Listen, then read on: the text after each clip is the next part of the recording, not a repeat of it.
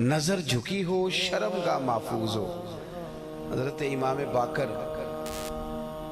رضی اللہ تعالیٰ عنہ سے کسی نے کہا حضور مجھے کوئی ایسی نفلی عبادت بتائیں جو سب عبادتوں سے افضل ہو، میں وہ والی کرنا چاہتا ہوں۔ لوگ کوئی وظیفہ بتاتا ہے، کوئی وظیفہ بتاتا ہے، کوئی وظیفہ بتاتا ہے، تو مجھے نہ آپ نفلی عبادات میں سے وہ عبادت بتائیں جو سب سے زیادہ افضل ہو۔ تو امام باقر رضی اللہ تعالیٰ عنہ فرمانے لگے رزق حلال کمایا کر اور شرمگاہ کی حفاظت کیا کر، یہ سب عبادتوں سے افضل عبادت ہے۔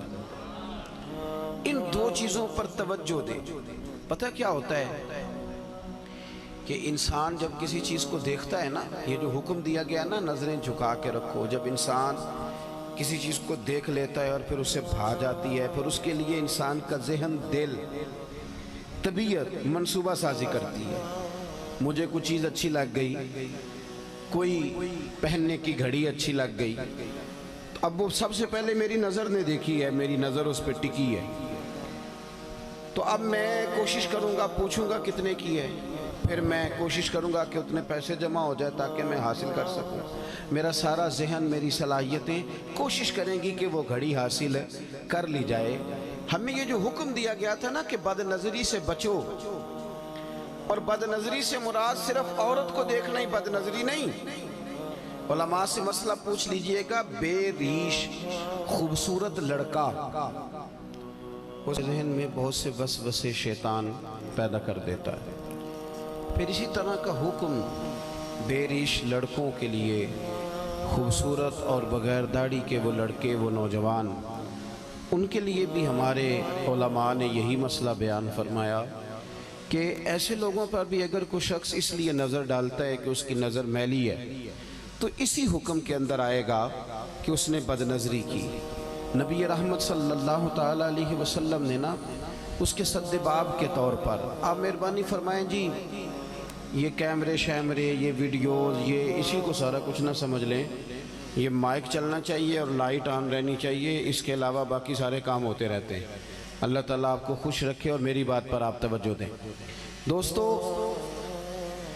ہمیں اس کے سد باب کے طور پر چند چیزوں کا شریعت اسلامیہ نے حکم دیا۔ ایک تو یہ کہا کہ اپنی نظر کو جھکا کے رکھا جائے، انسان کی نظر بے دریغ ادھر ادھر نہ اٹھے، وہ اپنی طبیعت میں کوئی ایسا ہیجان پیدا کرنے سے ہی بچے کہ وہ میلی چیزوں کو دیکھے۔ پھر اس کے ساتھ ساتھ عورتوں کو حکم دیا گیا کہ وہ باپردہ رہیں، اپنی زینت کو ظاہر نہ کریں۔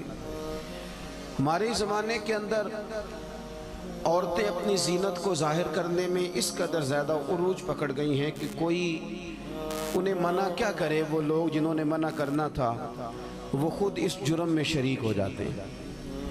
عورت کے لیے یہ حکم تھا کہ وہ بن سنور کے باہر نہ نکلے، اپنی زینت اپنے خامند کے علاوہ کسی پر ظاہر نہ کرے۔ اب آپ یہ دیکھیے کہ یہ مردوں کی بہت بڑی ذمہ داری تھی کہ وہ خواتین کو اس پر سمجھاتے اور قائل کرتے، ان کی توجہ اس بات پر دلاتے کہ تمہارا اپنی زینت کو چھپانا تمہارے لیے فائدہ مند ہے۔ جدید ہمارا جو سیکولر طبقہ ہے وہ یہ کہتا ہے کہ پردہ عورت کے لیے قید ہے، تو ہم یہ کہتے ہیں کہ رات کو جو آپ تالا لگا کے اپنے گھر کو اندر سے سوتے ہیں اور سارے کباڑ آپ بند کر لیتے ہیں، تو کیا آپ قید ہو کے سوتے ہیں؟ جب آپ نے سارے تالے لگائے، میری طرف توجہ کریں جی، آپ مہربانی فرمائیں، موبائلوں پہ کم دھیان دیں، اتنا تو وقت ہی نہیں ہے، مجھے رخصت ہونا ہے آپ سے۔ کیا جب آپ سارے دروازے بند کرتے ہیں گھر کے اور ساری کھڑکیاں بند کرتے ہیں اور تالے لگا کے آپ چابیاں بھی چھپا لیتے ہیں، تو کیا آپ اپنے گھر میں قید ہو رہے ہوتے ہیں کہ محفوظ ہو رہے ہوتے ہیں؟ بول کے بتائیے۔ چلے کچھ بھی نہیں ہوتا، اگر آپ بولیں گے تو میرا وعدہ ہے کچھ بھی نہیں ہوگا۔ قید ہوتے ہیں کہ محفوظ ہوتے ہیں؟ او خدا کے بندے، قید ہونا اور بات ہے، محفوظ ہونا اور بات ہے۔ بس اس باریک نقطے کو سمجھ لیں کہ عورت جب پردہ کرتی ہے تو وہ قید نہیں ہوتی، وہ محفوظ ہوتی ہے۔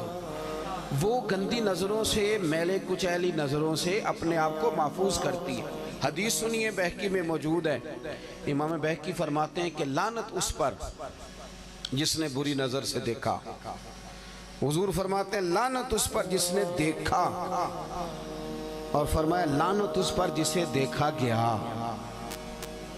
जिसने देखा उस पर भी लानत और जिसे देखा गया।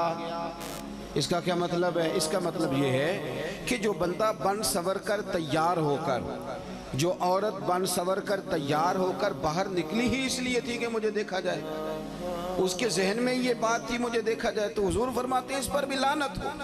मुझे बतलाइए ना, ये जो औरतें नए कपड़े पहन के और भड़कीले किस्म का फैशन करके बाहर निकलती हैं, किस मकसद के लिए निकलती हैं? शादी ब्याह और दीगर तकरीबात में जो जाया जाता है उसके पीछे मकसद क्या होता है? क्या वो इसलिए जाती हैं कि सिर्फ मेरा खामद मुझे देखे, सिर्फ इसलिए कि मेरा शौहर मुझे देखे इसलिए जाया जाता है? उसका मकसूद क्या है? और फिर जो आकर के तबसरे किए जाते हैं कि फलां ने मेरे आज कपड़े को देखा, मेरे डिज़ाइन को देखा तो वो देखती रह गई, इसका माना क्या है? कुछ जगह तो ऐसी हैं ना मेरे भाई जहां हम गैर मुहतात होते हैं तो हालात खराब होते हैं। इको जरा कम करेंगे। कुछ जगह तो ऐसी हैं जहां हम पहले खुद कोई ऐसी चिंगारी जलाते हैं कि जिससे फिर लावा पकता है और हालात खराब होते हैं।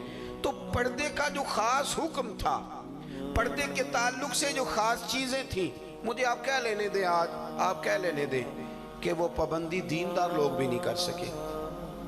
उन्होंने भी तवज्जो नहीं की, उन्होंने भी ख्याल नहीं किया। मसलन एक इस्लामिक प्रोग्राम चल रहा है और दीनी सवाल और जवाब हो रहे हैं और मुफ्ती साहब ने और अल्लामा साहब ने और फलाने साहब ने बताने, तो वो कोई लड़का भी पूछ सकता था उस प्रोग्राम में लड़की का क्या काम था। उसको एज ए स्पेशल बिठा के उससे सवाल जवाब करना माना क्या है? समझ नहीं आती बात की, मतलब क्या है इस बात का भाई। और भी लोग दलील के तौर पर पेश करते हैं जी फलाने साहब भी बैठते हैं, तो मैंने कहा फलाना साहब दीन के लिए दलील नहीं है, दीन के लिए रसूल पाक की ज़ात दलील है।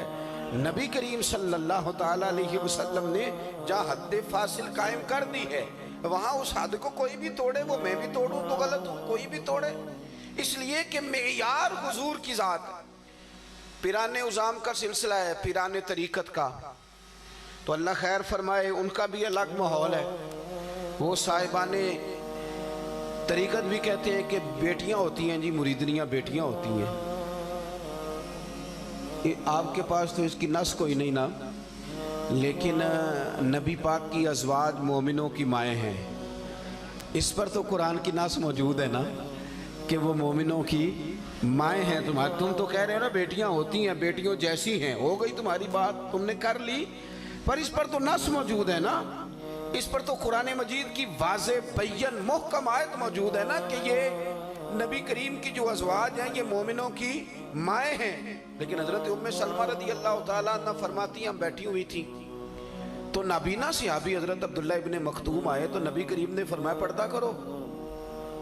पीर साहब ये माँ है मोमिन की, और वो माँ जिसे कुरान ने माँ कहा है, हुजूर ने फरमाया पर्दा करो। एक मसला जरा और भी देखना, यहाँ एक बात और भी समझना, पर्दा करो या रसूलल्लाह वो तो नाबीना है, तो नबी पाक अलैहिस्सलाम ने फरमाया तुम्हें तो नजर आ रहा है ना। एक बात और जरा यहाँ ठहर के समझना कि सिर्फ मर्द ने ही नहीं रुकना औरत को देखने से, औरत ने भी रुकना है मर्द को देखने से। हुजूर ने फरमाया तुम पर्दा करो, तुम अपनी आंखों को रोको। माना क्या है कि अगर मर्द ने औरत को, मतलब वो बीबी कहती है जी मैं बाप पढ़ता हूँ, आप किस किस्म की बाप पढ़ता है? कहती मैं बुर्का पहनती हूँ, नकाब भी करती हूँ, फिर सारा बाजार घूमती हूँ, फिर मैं सवेरे कोने शुरू होती हूँ और आखिर तक जाती हूँ। भाई ये कौन सा बाप पर्दा मिजाज है? ये कौन सा बाप पर्दा मिजाज है कि आप हर दुकानदार के साथ जाके बहस करती हैं, हर एक के साथ कलाम करती हैं, हर एक को बताती हैं कि फलां मौके पर फलां चीज़ भी मैं लेने आई। आपको हुक्म तो ये दिया गया था कि बिला ज़रूरत आपको घर से ही नहीं निकलना, और बड़ी मजबूरी के साथ भी निकलना है तो फिर भी आपको बड़ी माकूल बात करनी। और फिर कुरान मजीद ने तलकीन की कि औरत मीठी बातें भी नहीं करेगी। मर्द के लिए हुक्म है ना कि वो बड़ा मीठा बोले, अच्छा बोले, लेकिन औरत अगर गैर महरम के साथ बात कर रही हो तो मीठा ना बोले, ऐसा लहजा इख्तियार ना करे कि सामने वाले को दिलचस्पी पैदा हो। اور اس کے دل میں کوئی کجی آئے، وہ دو ٹوک سی مختصر سی جامع سی بات کرے، مدعات جتنے کم لفظوں میں بیان کر سکتی ہے وہ کرے۔ کیا کروں؟ میری سوسائٹی کے اندر بہت سارے ایسے